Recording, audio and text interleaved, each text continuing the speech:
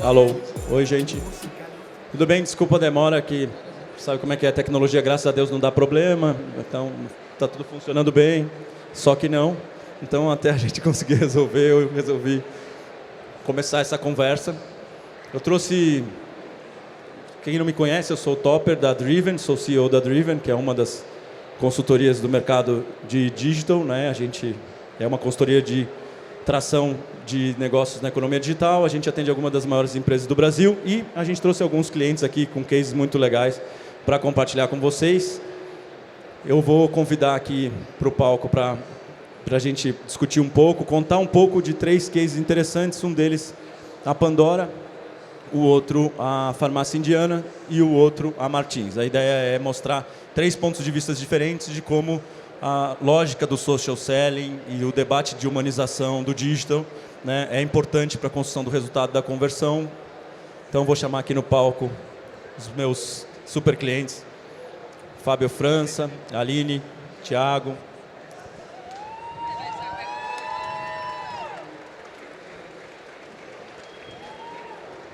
Oiê! Tudo bem, gente? Olá. A ideia era que a gente tivesse com super PowerPoints mostrando as empresas, mas como isso não vai acontecer ainda, eu vou pedir para cada um contar um pouquinho, né? Eu não sei se a maioria das pessoas não sabe quem é a Pandora, se você pudesse começar, Aline. Jura? Queria que você falasse um pouco Claro. do que é isso, né? Do que é esse universo da Pandora. Uhum. Muita gente não sabe que ela é a maior joalheria do mundo, né? É a maior fabricante de joias do mundo, né? A nossa fábrica fica na Tailândia. A gente tem aí empregado 27 mil pessoas ao redor do mundo. 13 mil pessoas estão na fábrica da Tailândia. São peças finalizadas à mão, onde passa por pelo menos 16 pares de mãos até chegar às lojas, né? Muita gente não conhece esse conceito, mas o conceito do colecionável, ele nasceu com a Pandora há 20 anos atrás. Então, a gente brinca, né? Os charmes, os braceletes. A mulher que normalmente já conhece faz isso. E o homem que não conhece, ele vai conhecer. Então, assim... E é simples, gente. É um presente muito simples de se dar. Porque quando você tem um bracelete, você precisa completar ele com seus momentos. Então, homens, é só ir comprando charme. É sem dor. Eu caí nessa historinha e desde então foram mais 2 pulseiras e não sei quantos... Isso, porque é uma infinidade. A gente tem muitos momentos, né? A gente eterniza esses momentos durante toda a nossa vida.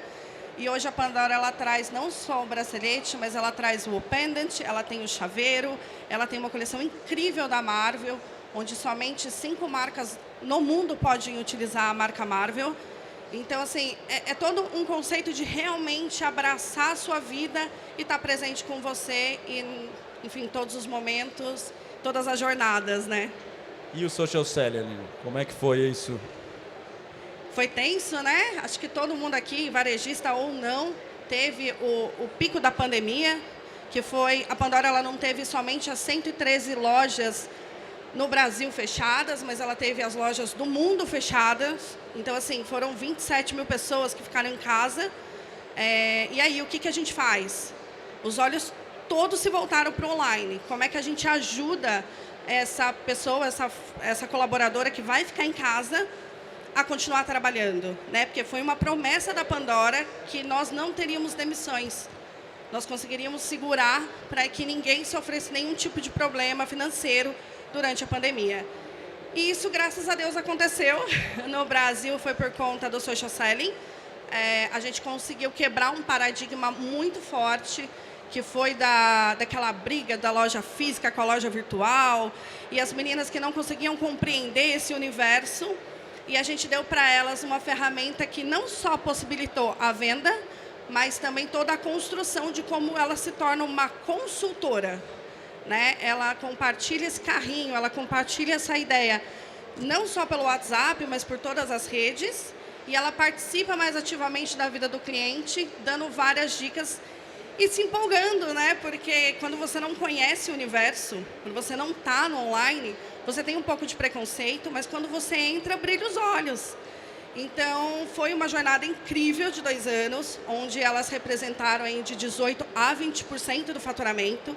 Foi um faturamento de muitos milhões e que se tornou um apego para elas. A gente chama o social selling agora carinhosamente, né, de primeira fase do nosso Harmonic Retail, que é realmente a gente precisa criar uma harmonia de todos os lados. O cliente precisa encontrar a Pandora e poder comprar a Pandora como ele quiser, de onde ele estiver e receber, ou então retirar da forma como ele quiser.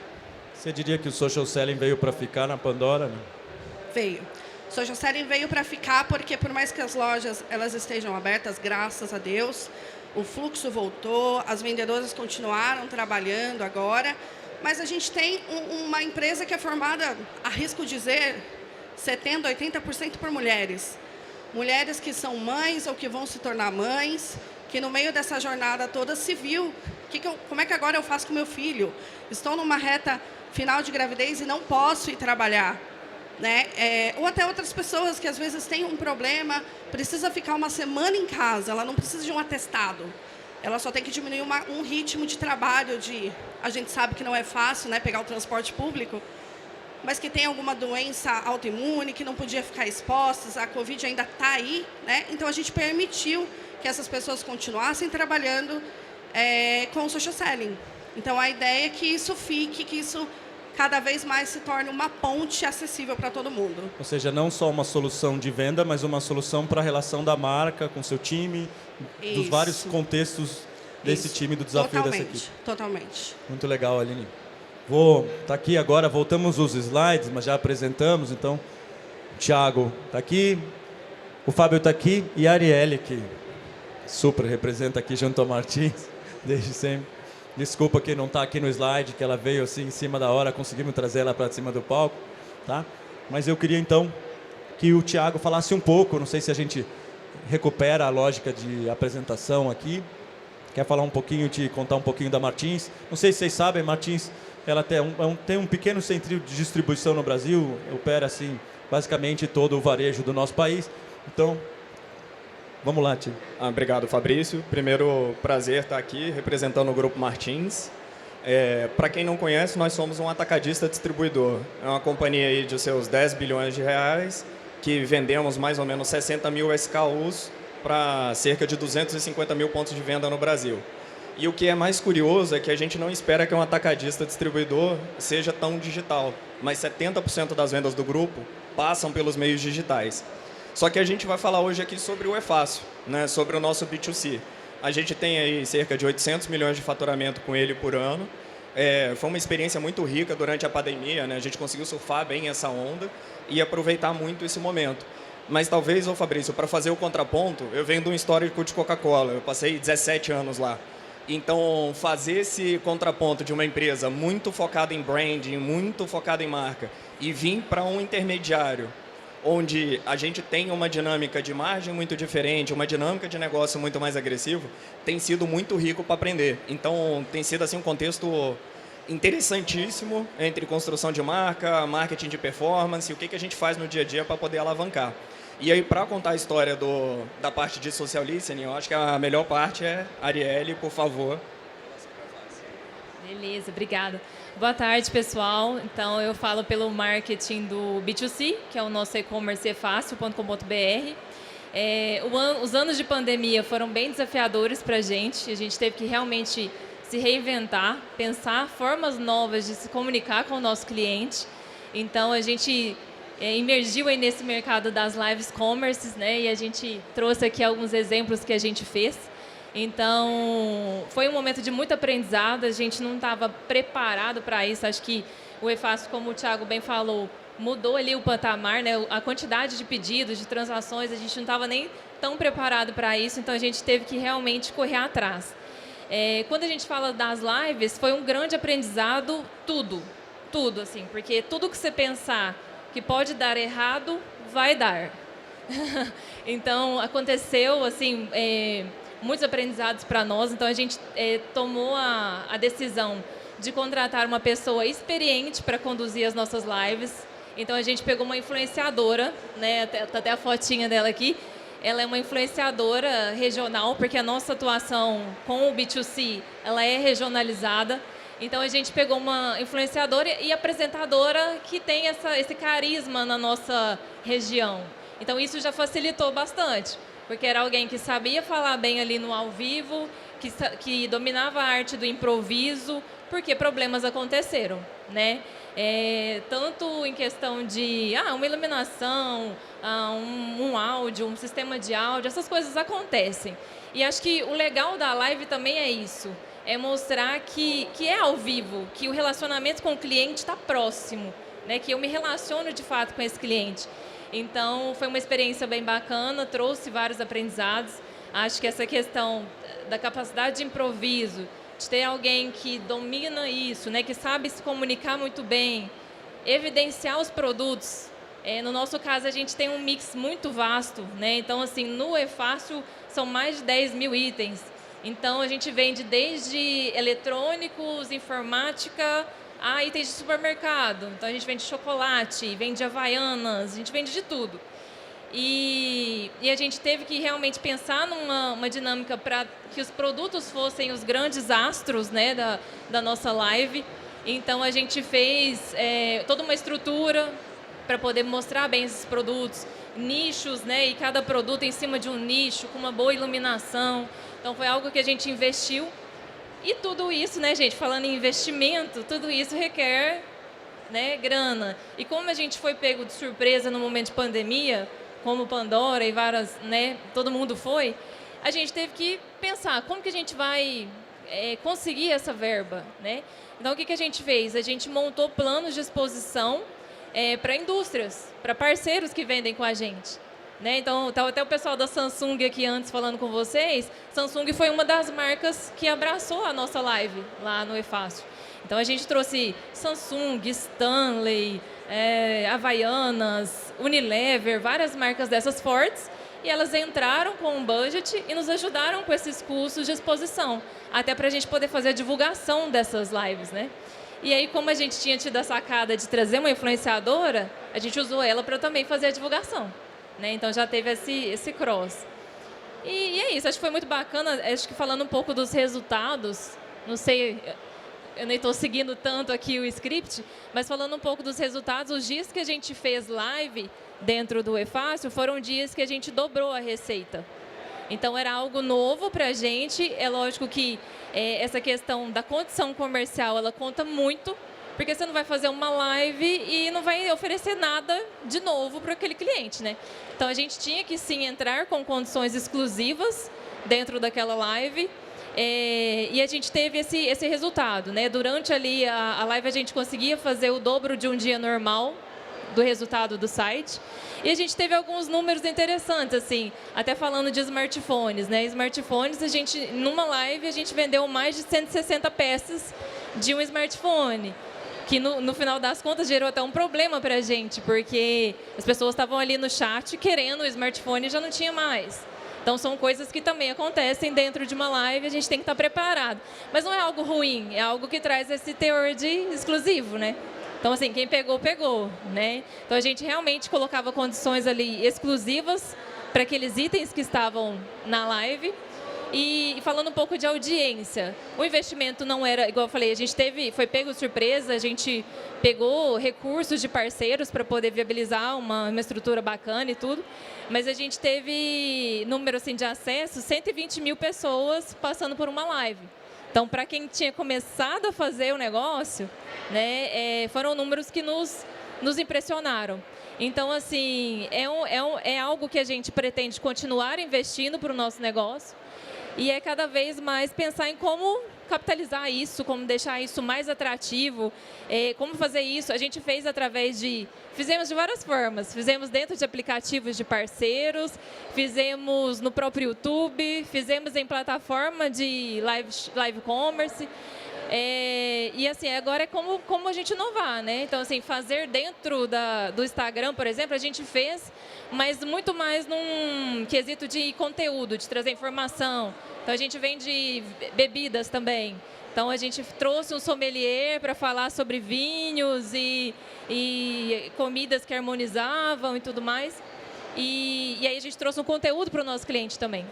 Então é isso, acho que falei demais, Não, mas... maravilhoso.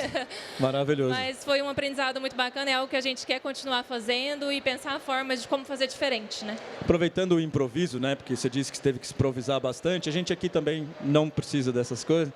Então, improvisando um pouco até dentro da tua construção, várias vezes a gente está com clientes de indústria, né? E a indústria se pergunta muito quanto vale a pena criar uma audiência própria ou explorar a audiência, né, dos influencers ou até dos varejos. Então, como é que você pensa isso ali? Né? Porque é uma construção, você está criando um canal, né? Você tem que sustentar isso. É igual, né, eu que minhas crianças têm Disney Plus, não que eu assista séries de Marvel, que eu sou bem adulto, mas sempre tem que ter algo novo. Então, como é que você mantém essa efervescência? Ou o que você diria? Vale a pena o influenciador? Não? É um pouco dos dois? Eu acho que assim, o grande desafio é realmente a audiência, né? Assim, mais do que o desafio da própria live, que é o ao vivo e tudo mais, é realmente a audiência. Então, eu acho que é muito válido. A gente fez, igual eu falei, dentro de aplicativo de parceiros que a gente tem de marketplace para pegar a audiência desse parceiro.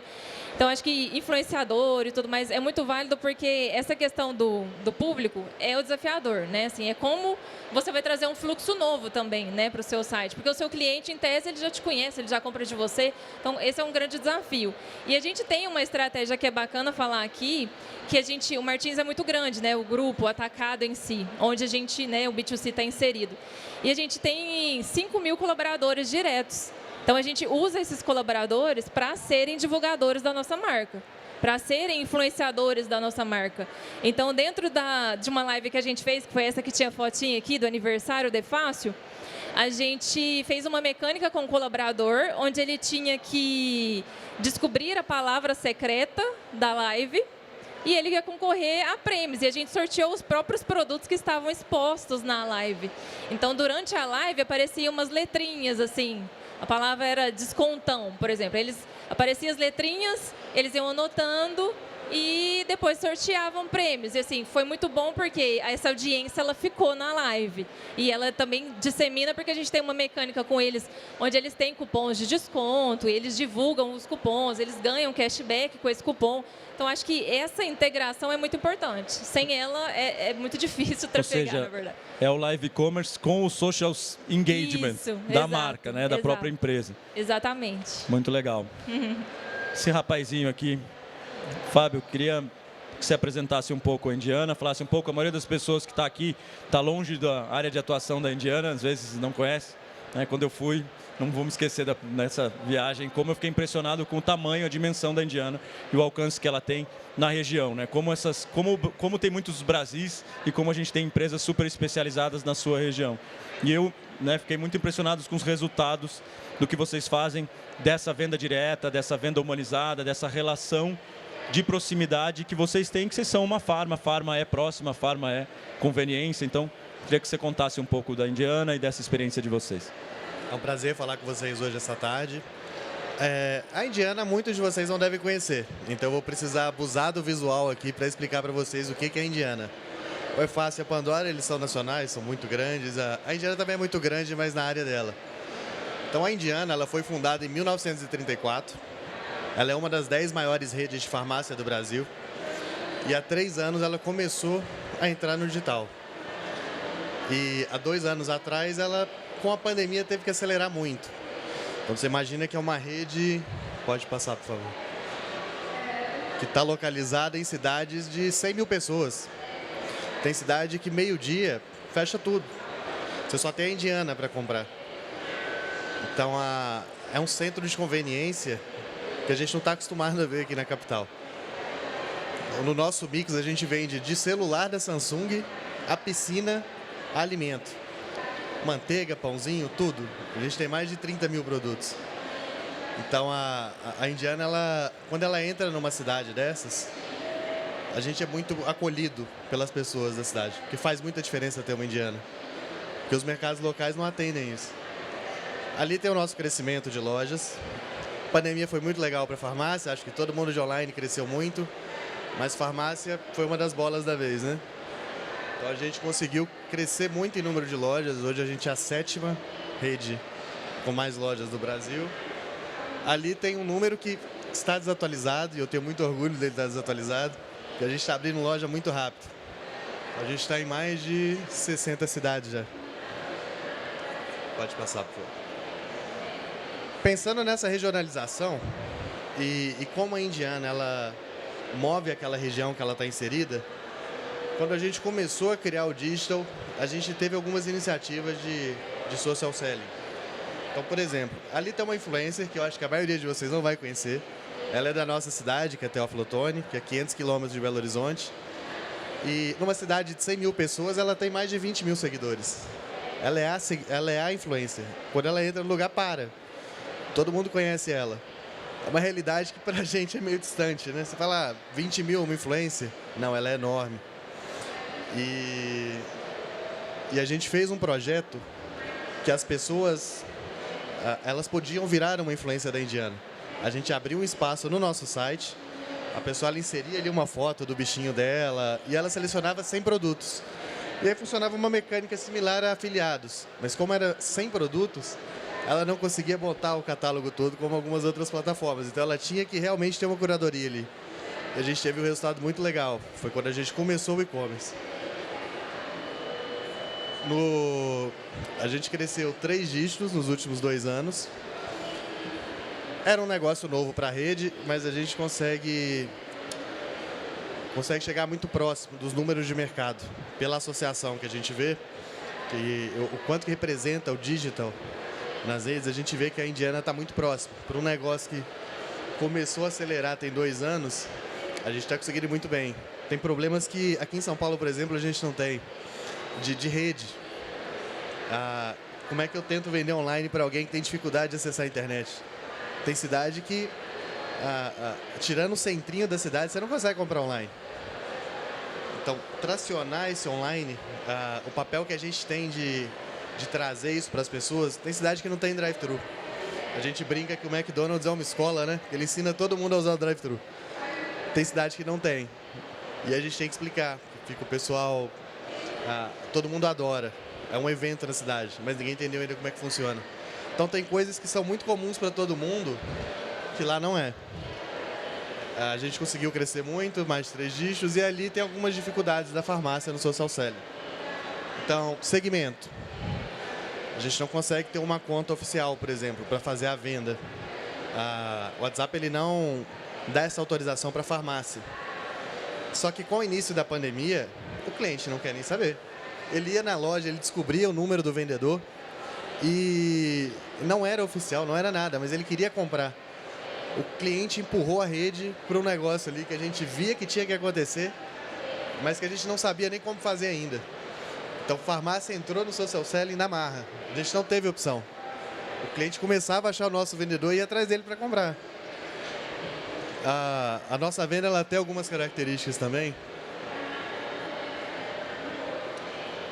De ser farmácia. Então, por exemplo, medicamento com receita. A gente tem que fazer o recolhimento do documento. Como que a gente faz isso por WhatsApp? Eu vou mandar um motociclista, ele volta, ele pega. Tem umas características do nosso negócio que quando a gente traz para esse social, é um pouquinho mais complicado. Porque são dados ali que a gente não pode trafegar, são dados muito sensíveis. E o WhatsApp, a gente tinha a impressão que a venda dele seria um ticket menor, mas não. É uma venda que não é tão rápida como um call center, por exemplo. A pessoa ela manda uma foto de um produto dela que está acabando, ela quer uma informação dele e normalmente ela compra mais, com todos os mecanismos que a gente tem de recomendação no site. Com toda a tecnologia que a gente tem em call center, a venda do WhatsApp consegue ter um ticket maior. Esse é um número que surpreende muito a gente. Então o cliente ele gosta desse acolhimento. E o call center continua crescendo. A gente tem a impressão que quanto mais a tecnologia avança, menos a gente consegue... Quem quer falar no telefone? Ninguém quer falar no telefone, né? Manda um WhatsApp, mas cresce pra caramba. As pessoas ainda têm isso. A gente caminha num ritmo de automação, mas as pessoas precisam de falar com as pessoas ainda. E isso nessas áreas que a Indiana atua é muito forte. Então tem cliente que a gente tem que há 50 anos ele liga no mesmo número. Eu posso dar um 0800 para ele que ele não vai ligar. O número da Indiana é aquele número ali, ó, que minha mãe me ensinou a decorar. Então, algumas coisas que parecem muito óbvias, mas não são, e que surpreendem a gente diariamente. Bom, gente, eu acho que são 3 experiências super diferentes. E o que eu achei interessante quando a gente conversou de trazer vocês aqui é justamente porque não tem uma receita pronta, né? A verdade é que me parece que a gente está vivendo um momento onde a gente precisa dar um jeito de continuar vendendo, a gente precisa garantir que aproveitar essa força de relacionamento que a gente sempre teve e levar ela para dentro de uma lógica de relacionamento digitalizado. Mas sempre fica aquela pergunta, né? Tecnologia, automação, inteligência artificial, bots, tudo acontecendo para criar essa lógica de venda digital, né, que parece humanizada, em parte talvez seja suficientemente empática, mas em outra parte de humano tem pouco. Como é que vocês acham que isso fica, né? Porque nós estamos falando de live, é uma forma, né? Estamos falando da interação direta do vendedor na ponta fazendo a venda, estamos falando de trazer o cliente para dentro da lógica de relacionamento, mas eu continuo com uma sensação de que a gente está fazendo coisas que talvez não sejam escaláveis, né? Não é? Como que a gente junta as duas coisas? Queria ouvir um pouco de vocês. É difícil, né? Principalmente quando a gente tem uma aceleração digital tão forte, tão rápida. É impossível acompanhar tudo de uma vez. Normalmente, a maioria das empresas, talvez, possuem equipes enxutas. Falo pela Pandora, né? Times enxutos para executar muita coisa com foco totalmente voltado para o digital. E de pessoas que não têm até mesmo conhecimento disso. Então, é um trabalho interno, um trabalho externo com os parceiros, com a própria plataforma, né? Que todo mundo precisa correr. Então, a gente tem ali um digital crescendo absurdamente. A Pandora mesmo, e nos últimos... Nós fomos de 1 e-commerce para 5 e-commerce em 8 meses. Então, falando Latin América, né? A gente já está presente em 6 países, com um time de 5 pessoas.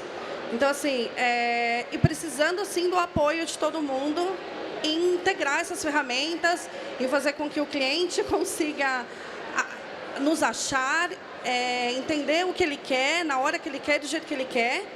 E, ao mesmo tempo, ele precisa de um atendimento humanizado. O atendimento Pandora, o saque, por exemplo, o nosso Customer Experience, ele nunca vai ser robótico.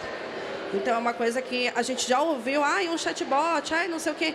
Pô, claro que vale ter, precisa estar lá, mas o cliente não procura esse chatbot, esse robô. Ele quer alguém para conversar, ele quer alguém para instruir, e ele quer um pós-venda onde a pessoa entenda o que ele quer. Então, unir tudo isso e colocar as pessoas dentro desse mesmo barco, cada um dentro da sua peça, é um desafio, né? E é um desafio que a gente vive todos os dias. Legal, Aline. Então, na verdade, significa que talvez para a estratégia de marca, humanizar seja um fundamento, mas essa automação, se não respeitar essa estratégia, essa jornada de marca... A gente fica para trás, é fato. Então, a gente tem que entender aonde humaniza, o porquê humaniza. As fotos do site mesmo, Estados Unidos é um país que a principal foto da categoria do produto é humanizada. Eles já nem clicam mais se a primeira foto for uma foto em estilo. Então, assim, a gente tem muito a aprender, muito a entender desse fluxo, mas, ao mesmo tempo, eu não posso ficar para trás das automações, das integrações, das melhorias, mas eu preciso manter aquele meu relacionamento, aquele meu DNA humanizado, principalmente para essa nova geração.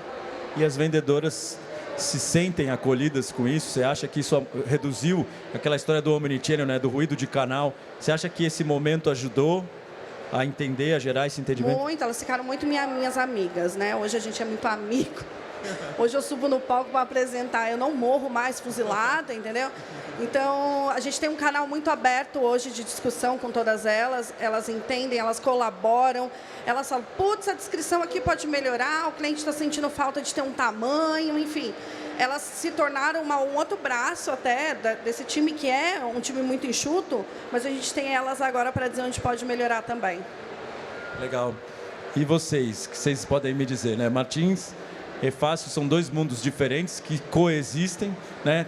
Tem uma relevância absurda de mercado, mas dentro do grupo ainda é um negócio em desenvolvimento, é uma aposta. Como é que a gente convence, né, o grupo que faz sentido continuar investindo nessa construção dessa relação? você já tem o próprio desafio do próprio varejista, né? A indústria vem com vocês, mas o varejista pequeno que vocês atuam, de alguma forma, pode se sentir substituído nessa estratégia, né? E, de novo, é gente, né? Nós estamos falando de social selling, de live commerce, de venda ao vivo, de um contexto de absoluta pôr a cara para bater da marca, né? O feedback vem rápido.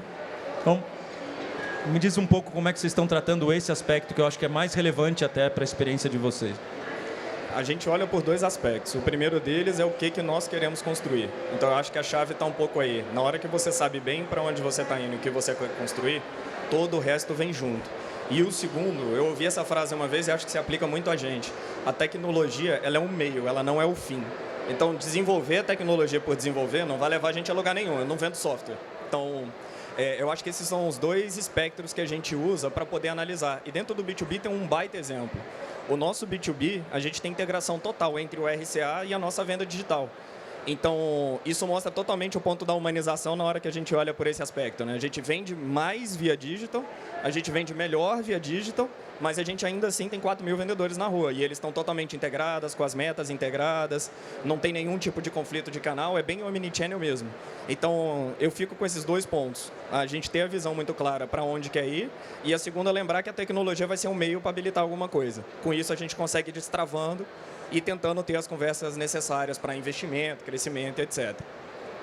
Uma coisa que você trouxe um ponto que eu nem estava nas perguntas, mas fica aqui um ponto importante, que, né, que vocês dois trouxeram, eu acho que o Fábio trouxe de alguma maneira, é uma mudança cultural absurda, né?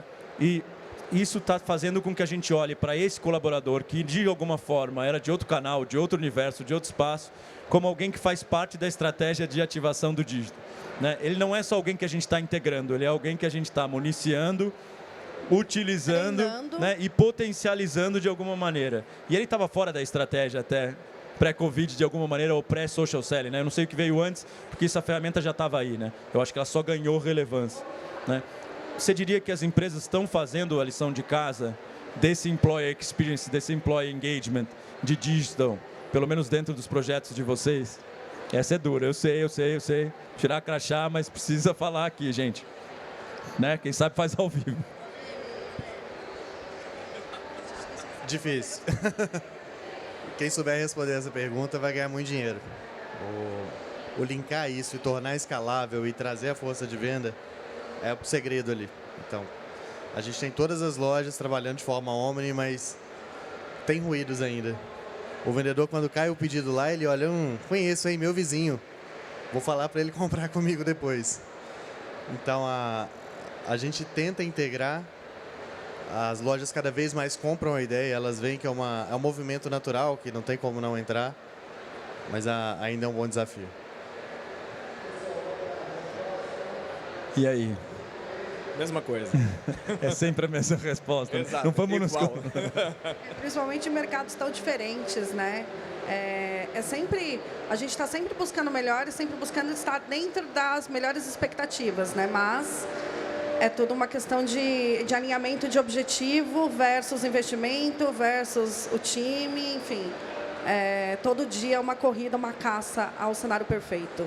Porque eu acho que é isso que nós estamos falando, né? O desafio de todos nós, não é só de quem está aqui no palco, é de quem está aqui, né, na feira, no evento. Eu entendo que o nosso desafio é justamente conseguir calibrar isso, né? Como é que a gente engaja todo mundo da empresa no entendimento de que essa separação não existe, de que a humanização é um fundamento do digital, não é só digitalizar a empresa, é humanizar esse digital, então a gente precisa costurar isso melhor. Então, muito obrigado, gente, pela participação. Imagina, obrigada. Desculpa o improviso, gente, mas é assim mesmo. É a vida, né?